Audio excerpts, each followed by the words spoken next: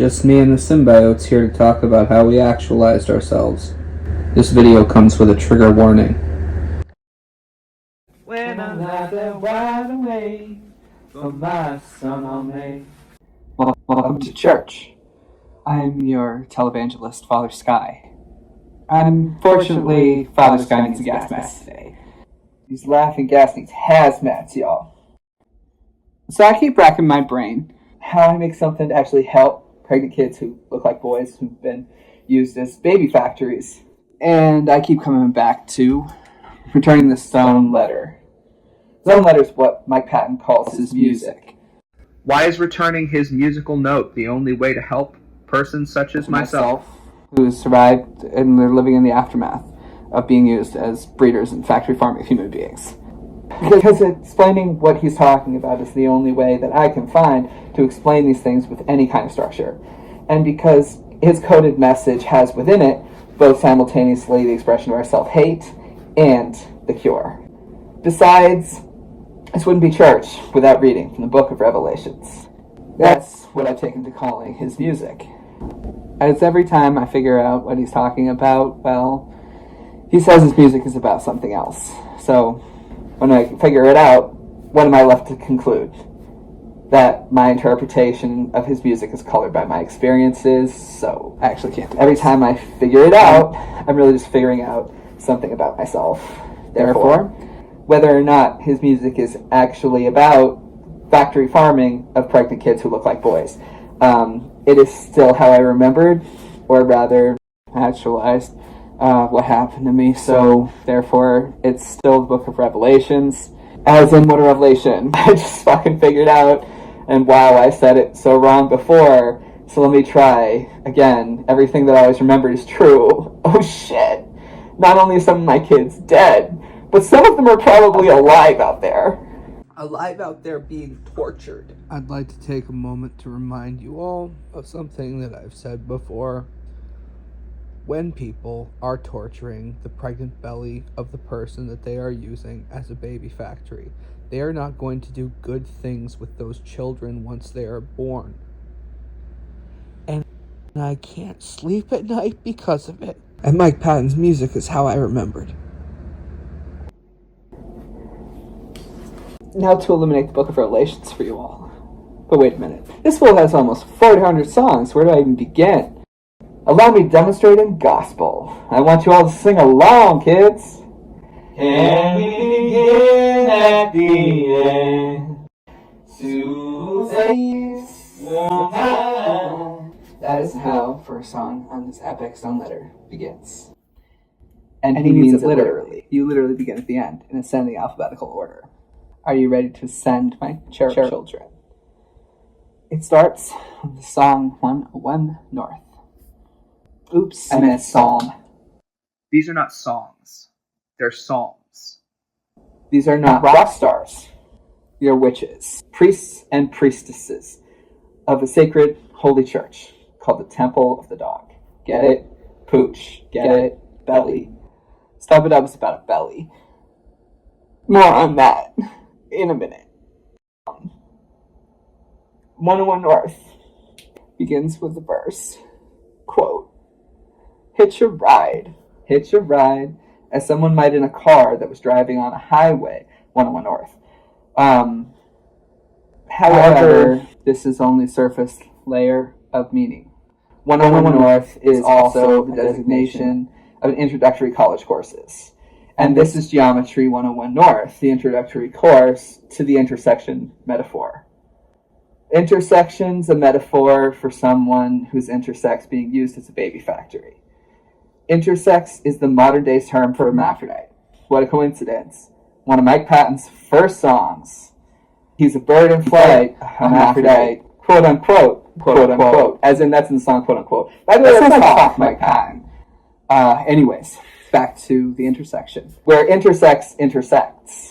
At the intersection of flesh and matter, where all energy funnels all become you, to reference the psalm from out of nowhere. All energy funnels all become you. Has there ever been a better description of pregnancy? No, there has not. Back to the intersection. The next layer of the intersection metaphor is traffic. Human traffic. As in, Patton talks about in the Psalm MEAT, when he said the traffickers of blood. And also, human traffic, as in the babies that are passing through the intersection. How did he put it in Church and Motherfuckers? Who'll pluck the fruit from the stems or a screaming youth? Has anyone ever heard the phrase belly fruit to describe children?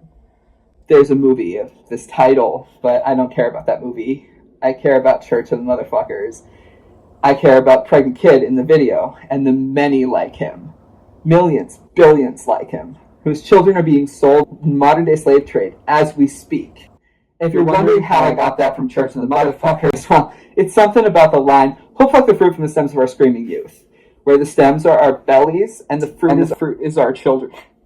Our babies are the yield. This has to stop. Oh, look, we're back to the intersection metaphor again. And 101 North is the introductory course to me. I was an intersex intersection whose human traffic was trafficked. Who was kept in a trailer in the middle of nowhere, in the middle of the desert, and used for the express purpose of having babies that they were taking from me and selling. It looks like that express was 101 North. And I am the highway.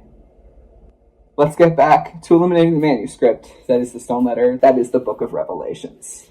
There's another layer to hitch a ride. You hitch rides in cars as Patton screams the womb of muscle cars, and the top of his lungs in Valentine shine. You also hitch rides on waves. And this is the longest wave. That's a Red Hot Chili Peppers song. Oh, by the way, their rivalry is complete bullshit, and they're actually weaving a story together. Before I get into the longest wave, let me show you a couple examples how I know this. Patton says the womb of muscle cars, right?